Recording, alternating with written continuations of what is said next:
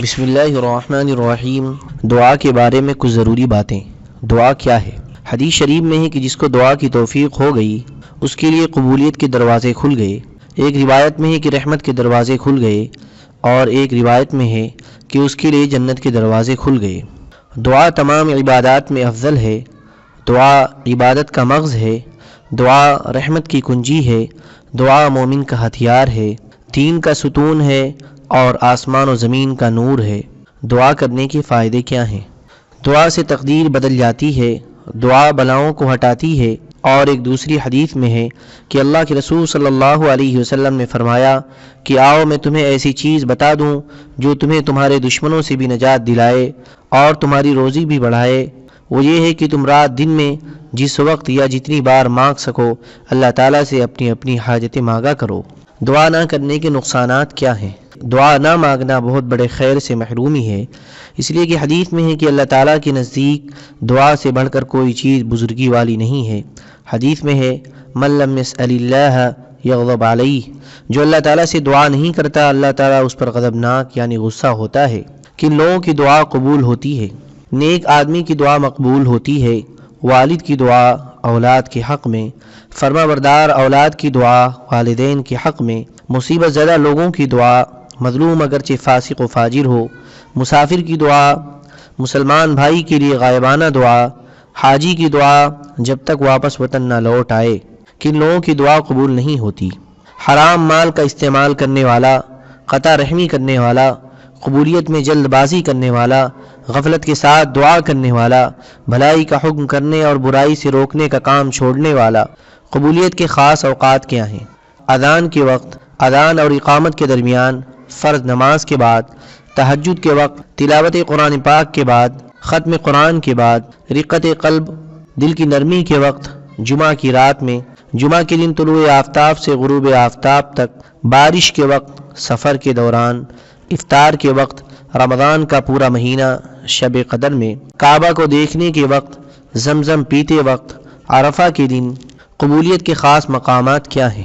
طواف کے دوران، ملتزم کے پاس، کعبہ کے اندر، حتیم بھی کعبہ کا حصہ ہے، میزاب رحمت کے نیچے، صفا اور مروہ کی پہاڑی پر، سعی کے دوران، منی میں، میدان عرفات میں، مزدلفہ میں، تینوں جمرات پر، رسول اللہ صلی اللہ علیہ وسلم کے روضہ اطہر پر۔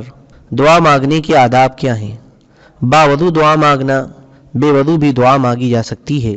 دو زانوں قبلہ رخ ہو کر دعا کرنا، دونوں ہاتھوں کی ہتھیلیاں آسمان کی طرف اور انگلیاں قبلے کی طرف رکھنا، ہاتھوں کو کندھے یا سینے تک اٹھانا، دعا سے قبل اللہ کی حمد و ثنا کرنا، دعا سے قبل اور دعا کے ختم پر درود پاک پڑھنا، دل لگا کر دعا کرنا، اپنی ذات سے دعا کی ابتدا کرنا، پھر عام لوگوں کے لیے دعا کرنا، قبولیت کے یقین کے ساتھ دعا مانگنا، دعا کے دوران جب یا اللہ ربنا یا اللہم کہا جائے تو اس بات کی کوشش کی جائے کہ دل مخلوق کے تصور سے خالی ہو۔ دعا کے بعد چہرے پر ہاتھ پھیرنا۔ مناجات مقبول کی دعائیں کیسے مانگیں؟ مناجات مقبول کی تمام دعائیں ہفتے کے 7 دنوں کے اعتبار سے 7 منزلوں پر منقسم ہے تاکہ روزانہ ایک منزل کی دعائیں آسانی کے ساتھ مانگی جا سکے۔ پہلی منزل کی شروع میں ایک صفحہ خطبہ کے عنوان سے لکھا ہوا ہے۔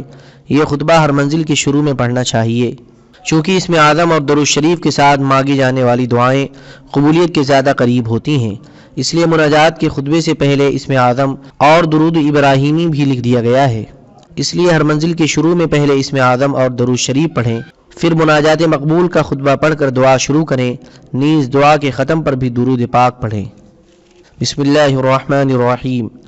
الف لام میم اللہ لا الہ الا هو الحی القیوم لا الہ الا انت سبحانک انی کنت من الظالمین یا ارحم الراحمین یا ارحم الراحمین یا ارحم الراحمین۔ اللهم صل على محمد وعلى آل محمد كما صليت على إبراهيم وعلى آل إبراهيم إنك حميد مجيد۔ اللهم بارك على محمد وعلى آل محمد كما باركت على إبراهيم وعلى آل إبراهيم إنك حميد مجيد۔